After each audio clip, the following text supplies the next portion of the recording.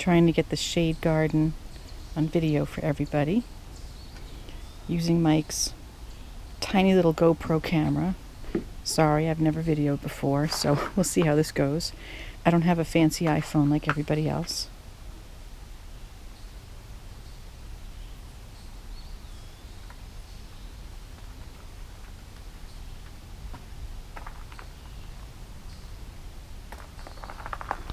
Here's our Charlie Brown crabapple tree. Just going out of bloom.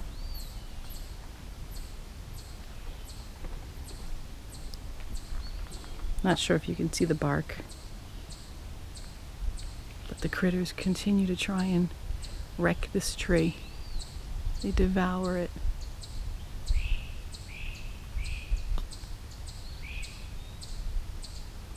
Jack in the pulpit. Thought I lost it a few years ago to voles, and there must have been some root left because it shockingly came back. A bleeding heart. Some pulmonaria. This is a hosta called Fire Island, which is awesome, from my good friend Anne. It's doing beautifully. She posted on Garden Web once, and I mentioned that grew up going to Fire Island, and she graciously gave me a piece of it, and I love it. Unfortunately, her original did not survive, so now I will thankfully be able to pass a piece back to her. Very happy about that.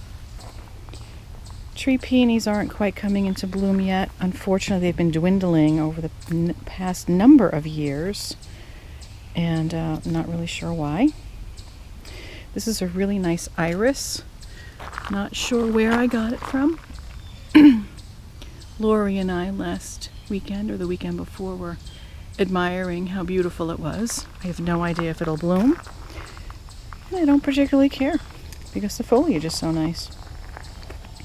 Euphorbia is always a nice splash of yellow, mixed with the one tree peony that happens to have started blooming. It's a nice combination. Tree peonies will come into bloom in the next few days, and as always in the spring, we're scheduled to be 90 on Wednesday, right when the tree peonies are coming in. So they'll all be in and out in a day. Oh well, at least I get a day of them. Here's a cute little epimedium. I have about, 35 or 40 varieties of epimedium in the garden. Those are nice. Had a bit of a not a great bloom this year, but still love the foliage. More epimedium, Lenten rose, pulmonaria. Here's my beauty. Love this plant. Look at that flower. Beautiful. Some hostas tucked in back there. Hostas all over the place. It took me a handful of years to finally plant a bunch of hostas in here to give some interest during the rest of the summer. That is, if the voles don't get them, and if the deer don't get them, and if the bear doesn't step on them. There's that too. This is the Rumix. I think that's how you say it. Bloody sorrel.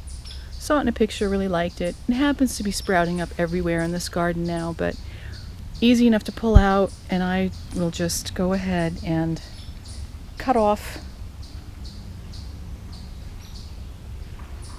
the seed heads.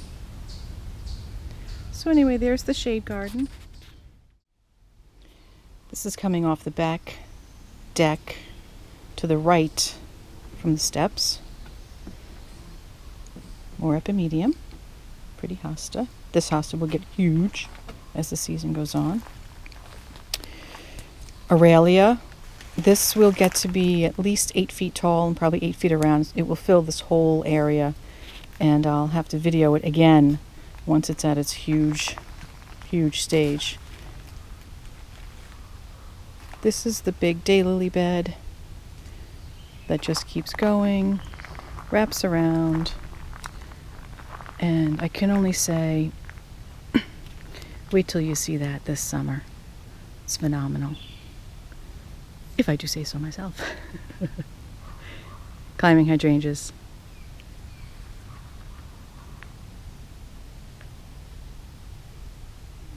Another PG hydrangea and a viburnum. Pile of leaves I still have to pick up. Here's our oak leaf hydrangea, which is really a beauty, but took a beating last winter. Not really sure why. So it's still recovering this year. And some fun stuff down here. This is shredded umbrella plant. It will get much taller. Nice spiky little flowers. Of course, my standby is more epimedium and Lenten rose in this shade garden. This is a plant called Doll's Eyes. It'll be very interesting to see what this little bud turns into. You'll have to wait and see. Some phlox has seeded in here. It's another Doll's Eyes. And then I have this monster bleeding heart, which hasn't even filled out yet.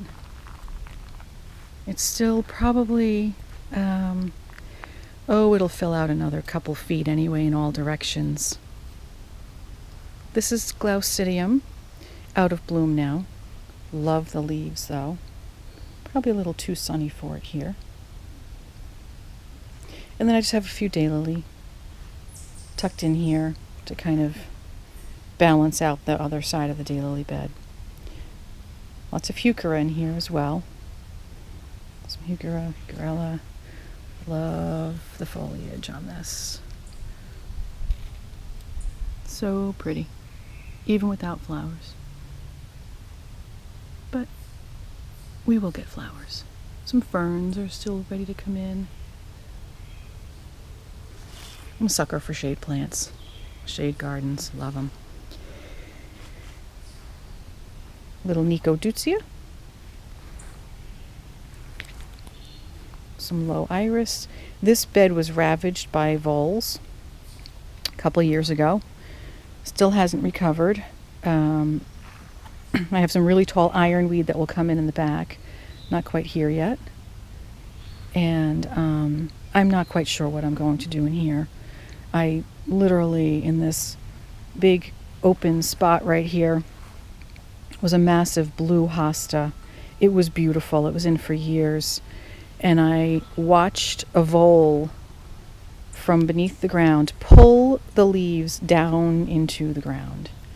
I said, well, that's a bit problematic. These two columbine were just rescued from where I dump all my stuff over the side of the fence. So pretty.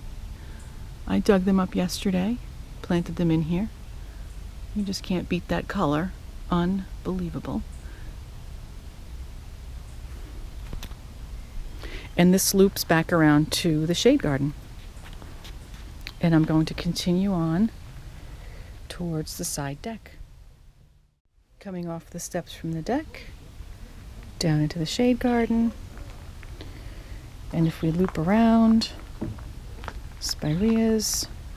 This tree I will show you again when it's in bloom. It is the talk of the town when it comes into bloom. And hopefully it will show up depending on the day and the light. It's a calycanthus. Heartledge wine. And it is unbelievable. The tree next to it is a fringe tree. Leaves out very late, but well worth it. It's another really good one. Some buckets in the backyard there. That's where Mike does all of the chipping of the leaves. So we have a nice, beautiful pile that has been used to mulch all these beds. More shade gardens in here, some hostas. I throw some coleus in. A little bit of mosaic I was doing. They're scattered around the garden. I had a back injury one year and that kept me busy while I couldn't do a whole lot in the garden. And my friend Marie gave me this beautiful, beautiful fountain Haven't made it into a fountain yet, but it looks pretty as a pot. And Mom and Dad made this beautiful little stepping stone, which is great. This is my septic system right here. I used to have plants planted all over it and decided I better change that up a little bit. So this is heavily filled with Lenten rose and epimedium. I have some hostas in here, again if the voles and deer don't get them, and then I just throw in some coleus to bring some color in. Across the way, more Lenten rose, more hosta.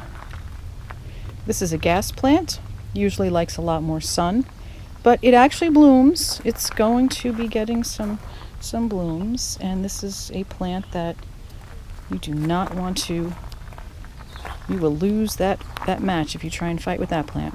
I had a seed head rub up against me and I had welts and I had a scar for years. Dastardly plant, but gorgeous. More of the shade garden.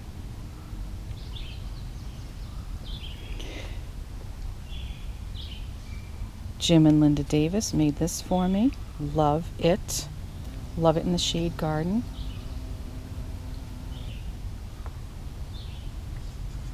Trillium just going out of bloom. Let's see if I can sneak a peek at this flower over here. Very cool.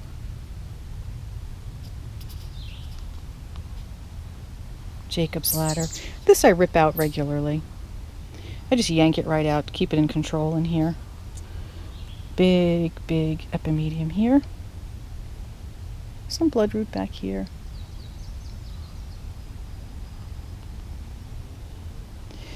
This is a Japanese maple that was when it was planted, it was about the height of the fence.